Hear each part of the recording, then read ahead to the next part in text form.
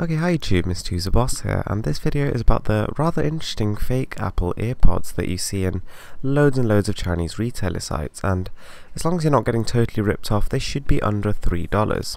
So that is a very low price. I mean, I've put a link to one such item which is about $2, just above $2, so it's a very low price for this kind of thing. And you have to admit, it does look a lot like the real Apple ones. I mean, excluding the colour, because you can actually choose which ones you like. I mean, to be honest, the black ones I've ordered look a bit weird. I don't think the colour quite suits the Apple styling, but nonetheless, it still looks pretty snazzy.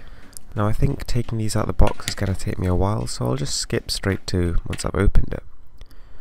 Right, so I know I've actually sort of tested the earphones. I've used them for about 2-3 hours now, and I have to say I really like them. Like, the build quality is probably about 60 to 70% as good as the original Apple ones, and then the sound quality is probably about 80% as good. So considering that, and then considering that the price is about 5% of the originals, this is actually a really cool thing. So yeah, it's pretty much a one-to-one replica. The cable feels okay and doesn't actually make any noise when you move around. Now, I did have a couple of issues. First one was with the remote. First of all, the buttons are not particularly nice, and second of all, the volume control doesn't work on Android. However, the middle button does still work, although it's not exactly a very pleasant one to press.